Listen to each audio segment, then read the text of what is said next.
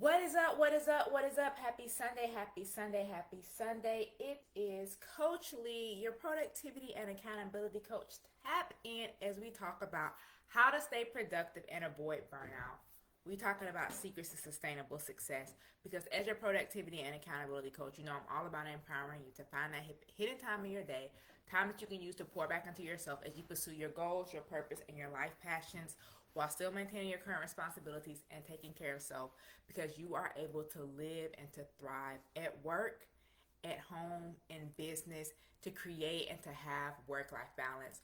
So if you've ever felt like life be lifing and be doing the absolute most and you're just trying to stay afloat and not drop the ball in the midst of all that is happening in you, within you, and around you, gather, gather.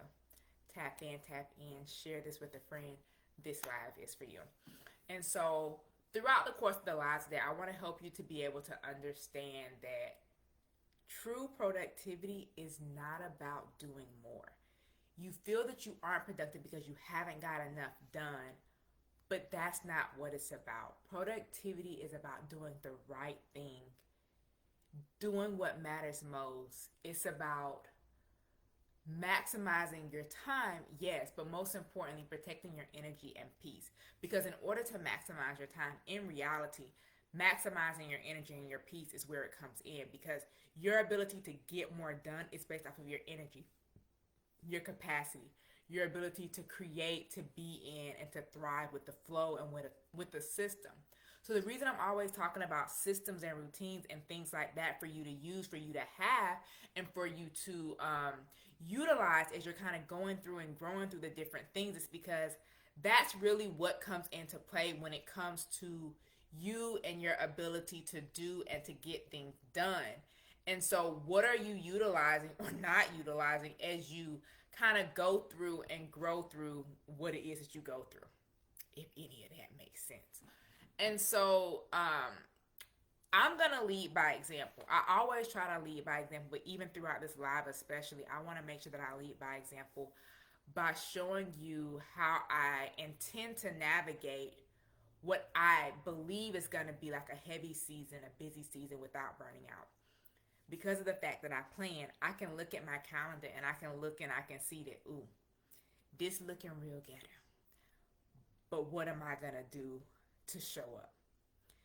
And I can look at my calendar and I can see that work is busy because I either have 1 to 2 hearings each week or I'm in trial for a full week for every week this month. And so just because I'm in trial, just because I got hearings doesn't mean that I don't have stuff to do in the office, clients to still take care of, the day-to-day work that needs to happen. Losing some of the resources that I had, some of the support that I had, meaning the work is falling back on me in terms of the need to get it done, the need to do it, or having someone to do it. In the midst of that, looking at like my business calendar and seeing, okay, I have coaching clients on these days, I have podcast interviews on these days. I need to have space to still create and do in terms of business, like my business email, like interviews or pitches or things like that I need to complete, or responses to respond back to, things like that, and just being able to still show up and to market and to lead by example and to be able to put myself out there and show up and do the things that need to be done to make sure that I keep this flow going, that this isn't like a one-time thing or anything like that, that this is a part of the consistency that is life. And so then even outside of that, so if we got work, we got these things going on with work, we have these things going on in business, but then outside of that, life, like still being able to show up, to get my workouts in, to meal prep, to eat healthy, to drink my water, to still get my rest, to understand the times where, ooh, this might be a weekend that you have to use a little bit earlier wake up time than your default wake up time. Things like that, because even with that, like showing up to support my friend and his art show, which I now might be speaking at, so now might be a business opportunity, to run this 5K that I signed up for, to like enjoy downtime, to just looking at my calendar and be like, these are the different things that I have to do. And so when I look at my calendar for the month of April, because literally on my phone, like my calendars are merged so that I can see quick overview in different colors of what's going on any given day. So that sometimes, oftentimes, I don't even want to say sometimes, I'm able to see that the what's going on in work life and business, yes, they're distinct, but when we talk about creating work life balance and not having work bleed into life and life bleed into work and business bleeding into work and life, it's because of me having these merged calendars that I'm able to prevent that from happening. Because, for example, if you follow me and if you watch my stories, I was talking about how, like, one of my coaching clients, we had a call scheduled for yesterday, but she had asked to move it and we ended up doing it today. But if I would have only been looking at my coaching calendar, I would have told her, like, oh, I got open availability, et cetera, and would have scheduled the call. But I had something in my personal life doing this event, going to the, like, crafting cocktails event with my best friend and, like, creating a doormat and hanging out that was going on in my personal life, that if the calendars weren't merged, I would not have seen that.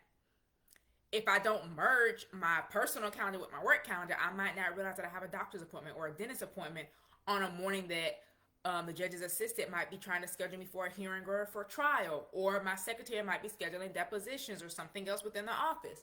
And so in order to create this work-life balance, in order to be able to stay productive and avoid burnout, the way to have sustainable success is to look at what's going on in all areas of our life. It's like the holistic approach, because yes, we want to have work-life balance, but the reality is that they affect each other.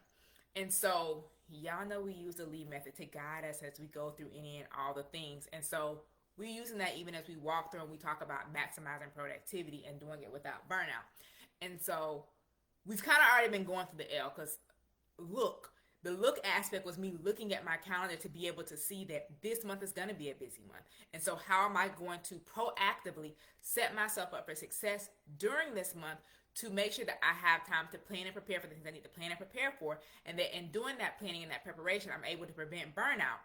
And so when I look at my month, I'm able to see that business is businessing, life is lifing, and work is working. So I have, like I said, the trials, the motions, the hearings, the daily work, loss of support with work. I have coaching clients. I have podcast interviews. I have like pitching things that I need to respond to in my inbox and stuff for business. And then with the clients, the work that I need to do for them, like sending them their homework, following up with them, checking in with them, all of that. And then in life, being able to get my work done, like, around the house, meal prepping, working out, training for this 5K, doing the 5K, all of that. And that's not me saying these things because I'm complaining. I am blessed. And I'm glad and I'm thankful that I'm able to have these things and to be able to feel fulfilled in each area of my life in different ways. But I want to show you how you can carry the load and you can carry it differently. I got into this coaching business because people were always asking me, how do I do it all? And how do I make it look so easily? And how do I have this work-life balance? And the best way that I can do it is to give you something to look at. It's to lead by example. I make it look easy because I try to do the work on the back end by planning and preparing and knowing what's upcoming so that I can limit my exposure to stress and overwhelm, because life is going to life no matter how well planned out things are. But what are the things that I can do to prevent that so that when life starts lifing, I still have some capacity to deal with that? And so as I say, like, life is going to life and planning and preparing and doing the work on the back end, that leads me to the examine phase. Where is this pressure to show up, to perform, the pressure to do, the pressure to get these things done really coming from? We often get burned out, not because you're lazy, not because you procrastinate. Well, for some of y'all, that is why it comes about. But really, you often get burnt out because you're trying to adjust to the new demands. You're trying to pivot and you're trying to, what do I want to say? You're trying to pivot, but in making the pivot, you're potentially stepping into a new area, so you're not as familiar with it. So you went from churning along in this area that you were used to, and now all of a sudden you're in an area that you're not as used to, and you like, wait a minute, what's happening over here? And so when you look at that and when you think about that, you often can ask yourself, What's something that doesn't fit in this season? What is something that is no longer serving me? And as you look at what's going on for you this month and you're examining where is the pressure within this. So for me, I know that the pressure would come from me not planning ahead. So if I waited until the week of to do the things, and there's one thing that I have the end of this week that's not prepped yet, but it's set for Thursday, and tomorrow I don't have any court. So I'm planning on knocking that out first thing in the morning. Well, I really should say first thing late in the morning because I'm supposed to be going to do a scene viewing, evidence scoping thingy for a case, assuming the family members remember that we're coming when we check in with them on tomorrow morning. But like I have one thing scheduled for Thursday that's not fully prepped, but I have time to get that done, and I know exactly when I'm getting it done. Like it's already on the calendar for Monday for me to make that happen. But when we look at like kind of what's going on, so for me, when I started examining like where would the pressure come from, where would the stress come from, as a person who likes to plan, me not having the time to plan something is where it comes from. And so if I know that these things are coming up and I haven't planned for them, or I don't have the space or the time or the capacity on my calendar to plan for them, that's going to bring overwhelm on me. And so what I did proactively to prevent that from happening was about halfway through last week when I was looking at what was coming up for this month, like when I was really finalizing my April planning, and was like, okay, I see that there's a motion every week this month, and if it's not a motion, I have trial and this, that, and the third. I blocked my calendar. There's things that are scheduled on the calendar. Like I said, I have a couple things that I have to do this week that are already on the calendar, but I blocked the calendar and I put, trial prepping, motion prepping. Don't add anything else to this calendar without my permission. So that if something pops up, I can decide, is this truly an emergency that must take place this week, or can it wait a week? Well, technically it might be 2 weeks from a trial next week, but I digress. I'm able to then say, is this an emergency or not? And so that's where that examination phase is really coming into play, because I know I'm saying the word look, but we've talked about how the look and the examine phase are deeper levels of each other. Because you can call and say, hey, I need to schedule an appointment. But for example, if you call a doctor or a dentist and they're saying, they don't have availability until X, Y, and Z time, but then they ask, is there an issue? They have these emergency appointments that are often earlier and have quicker availability than these, I'm just coming in for a general cleaning, for a physical. As opposed to, I'm having this hip pain and I've been having this pain for X, Y, and Z time. My ears are ringing. I'm having these headaches. Whatever the physical ailment might be that causes a doctor to say, you know what, you're not a 2-3 month down the line patient. You will come in next week patient. We make space for that. And so, though I'm saying the word look, we're really looking deeper, so we're really examining. Like the example that I used of, I blocked my calendar for work. Don't add nothing else to this calendar. I'm then able to say, if something pops up, is this an emergency or can this wait? I'm able to do that examination to figure out what type of priority is it. And then even within my business, I'm able to, as I'm scheduling my clients, like, hey, I can tentatively put you in on this time. I'm likely going to be in trial this week. When I'm in trial, I don't know what time I'm going to get out of court. So therefore, we can set it for this time knowing that it's likely going to be moved. So let me know what you want to do. But there's a communication aspect to that. And so as you're looking at and examining what's coming up for you this week, we can look at this week specifically, or even this month, is there something that you've been saying yes to, that you've been doing, that's no longer serving you? Or is everything that's on your calendar a result of the work that you've been putting in on the things that are serving you that have got you to this place? So I might be booked and busy, and it might be a lot of stuff on my calendar for this month, but that's a result of the work that I put in intentionally to get me to the space. It's a result of the work that I've done to make sure that I'm in alignment for what it is I'm looking to do and where it is that I'm looking to go. And so the things that are on my calendar are all in alignment with what it is and where it is that I'm looking to go. Me spending more time with my friend, me, work stuff, me having clients, being on more podcasts, putting myself out there more to have more opportunities and to get the message out about productivity and the ability to simplify. The thing that I talk and preach about day in and day out, getting that message out into the world. And so it's okay to shift your routines, your schedule, your boundaries, your timelines, your goals to match your current capacity. And so if that involves you saying no to things that are no longer serving you, or even potentially things that are serving you but you don't have the capacity to do so. So for example, if as I'm responding to these, podcast interviews or onboarding new clients or potential clients reaching out, I can say that, hey, XYZ, glad that we're a great fit. My next availability is X date. What does that look like? Yeah, are you willing to do it? Like, are you willing to show up in that way? You can't expect, what they say in the Bible, you can't expect old wineskins to fit the new wineskins. So, like, you can't expect old systems to necessarily work in new systems.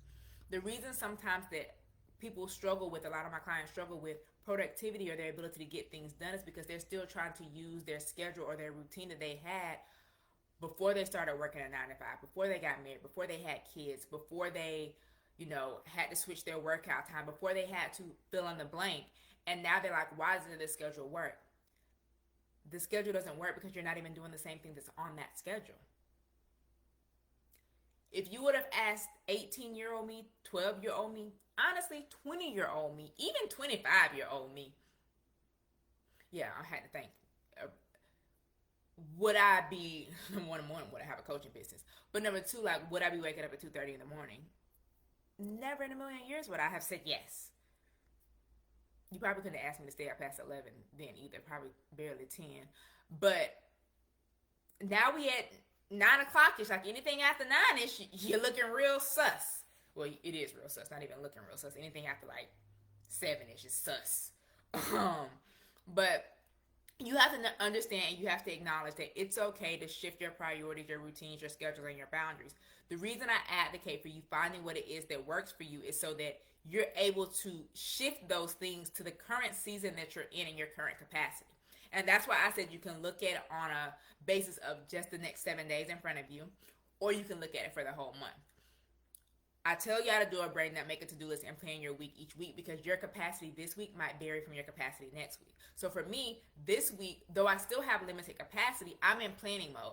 I'm prepping for my trial schedule for next week. My capacity for next week is going to be real low because of the fact that I'm in trial, I likely won't get a lunch break. Well, like physically we'll get one, but the judge that I'm in trial in front of, he likes to make lunch breaks like literally an hour on the head. I want to get my walk in. So I'm not going to have a lunch break at my desk to get things done. Because I'm also in trial, sometimes we don't automatically get out at 5. So that means I'm likely going to be getting home later. Because next week is a short week and I also have an event that I'm supposed to be going to as well. So it's pretty much leave from trial, go to the event. And I don't mean like literally leave the courthouse and go to the event. But like within that same week, I'm not adding anything else to the schedule for next week. I'm not. Because I don't have the capacity. Unless something happens like on Monday when the trial starts that lets me see that, oh, we good. Or when the judge issues the order on the motion that we were arguing on Friday to make me go to work, if something shifts with that, maybe. But based off of the information that I have right now, what I know right now, nothing else is being added to next week's schedule. And so that's where the execution phase comes into it. What can you do about it? I'm in control of my schedule. Me putting that don't schedule without permission on there. Me blocking the days that I needed to have blocked. Me knowing business-wise, I'm not saying yes to anything that involves next week. In life as well, what can you do to fix it? And so the game plan when it comes to what can I do to fix it, like what are you going to do, is being able to be flexible over being able to be perfect. Build in buffer room and breathe in room to breathe. Me adding those do not schedule without permissions, that's my room to breathe. That without permission is that flexibility and that buffer.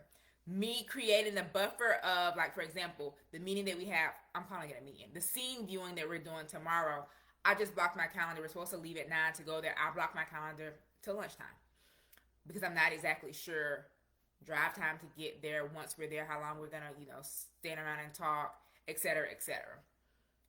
What else can you do about it? Can you prioritize the priorities? Not everything is important. Not everything is the same level of priority. Not everything is an emergency. And even if it's an emergency, is it your emergency? Everything ain't trying to be put out. Everything ain't a fire that needs to be put out. Some of it might just be something that's on low and simmering. You can let something stay on low and simmering for a good amount of time. You might just have to check on it every now and then and be like, okay, we good. Okay, we good. Okay, we good. And speaking of checking in with yourself. Checking in on your energy. We talked about energy and peace in the beginning, but check in on your energy and understand and be honest with yourself about what you really do have the capacity to do. And you might set something or do something with the intention that I'm going to have this capacity, but you might realize and see that you don't. I was talking to my friend, and we were talking, and she was pretty much saying, like, I got to stop saying yes to everything without using my calendar, like looking at my calendar. Like, I use my calendar and the things are on my calendar, but they're on my calendar after I've already said yes, and I didn't allocate enough time for these things. So I said yes because I had or thought I had the capacity, but I really didn't think about the time it would take to get each of the things done and for me to be able to transition between tasks. So that's what you need to think about. How long is it going to take you to get it done? How much focus time, attention time, capacity do you have? And is there a transition time that you need? Given that transition time could be something as simple as I need 10 minutes to log out of one Zoom and log into the next platform, switch out my notebooks. It could be something as extensive as I need travel time. It could be, depending on what task you're switching between, like just say you're switching between a business task and a personal task, or a work task and a business task. You might need a 10-minute break to like reset and to flip your brain from law to coaching, for example. Like, what do you need and what can you do about the thing that you need to do something about? If you're feeling stretched, if you're feeling stuck, if you're feeling stumped, why not write down what it is you need to do? I tell y'all every week, do a brain dump, make a to-do list. Because why? You trying to hold on to those ideas in your head isn't serving you. I want you to write down everything that you're thinking about, everything that you're carrying, that you're like, I need to get this done this week. I need to get this done next month. I need to get this done. I'm not really sure when it is. It doesn't necessarily have like a true deadline, a true timeline, but I need to get this done. Once you write down the things, whether it's a this week thing, a this month thing, a I just need to get it done thing, we talk about doing the brain dump, turning it into a to-do list. Circle, star, highlight. What do you truly need to get done this week? So what are the priorities for this week? Once you know what those are, look to see, is anything on this list something that can just be delegated? Like, I'm writing this down because I need to give this to somebody else to do. And then finally, what on that list can just wait? Like when I do my brain dump and make my to-do list, I put the priority items first. The things that can just wait, if it's a thing that I have to do, it ends up on the to-do list, but it's at the bottom because it can wait thing. Because sometimes you have those times within your week that you have a few minutes to work on something else, and one of those it can wait things might get bumped up because you're like, oh, okay, this is only like a 10-minute task. It's not a priority, but nothing else that I have on my list is going to get done in 10 minutes. So instead of wasting the 10 minutes, let me work on this real quick. Do that. If you haven't, do your brain dump, make your to-do list, plan out your week, understand what it is that you need to get done. Look, examine, and execute. Look at the week or the month that you have in front of you. Call it like it is. Is it busy? Is it potentially stressful? Is it overwhelming? Examine. Where is the pressure to say that this is busy, this is overwhelming, this is stressful coming from? Execute. What can you do about it? What is the game plan that you can put into play, that you can put to use, that you can utilize to get you to where it is that you're looking to go and do what it is that you're looking to do? As your productivity and accountability coach, I'm here to help you, to support you, to empower you, to find that hidden time in your day, to show you how you can stay productive and how you can avoid burnout, even when life gets to life, to show you and teach you the secrets to sustainable success.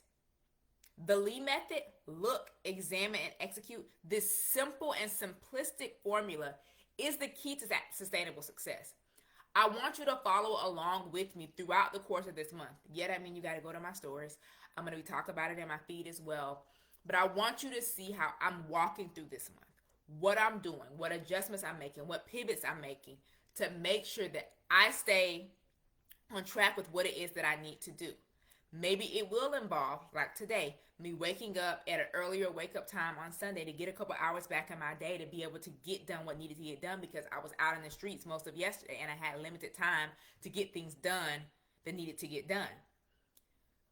What can I do to support you? How can I support you? Feel free to comment below. Feel free to send me a DM. But if you're looking for true support in the form of coaching or help, if you need help figuring out how to create or even just adjust your schedule, how to create a new routine, how to build a realistic plan for the week, for this season of your life, you could book a productivity strategy session. You can comment the word book, You can comment the word, let me see, what word I want to say. You can comment the word now below to book your productivity strategy session, and we can look into me helping you to build and create a sustainable system, routine, habit, adjusting when you have all the things to help you to work your way through this so that you can maximize your productivity without the burnout. And if you're already burnt down and you're ready to reverse that, let's have a conversation as well. If you're listening to this and you're like, I hear what you're saying, I hear the lead method, I want to walk through it, I think I could do it myself, I think I could take this and take action on myself, I got you. Lee's Laws of Productivity. It's on Amazon. You can comment the word book and I can send you the link, or both of these are in the links in my bios. It's like one, the strategy session is like link 1, the book is like link 2. But you can go to the link in my bio to get the links for that, or you, like I said, comment the word book and I'll send you the link on Amazon for it. It's time to take action. The only true way that you're going to be able to maximize productivity without stress, without overwhelm, without burning out is doing the work.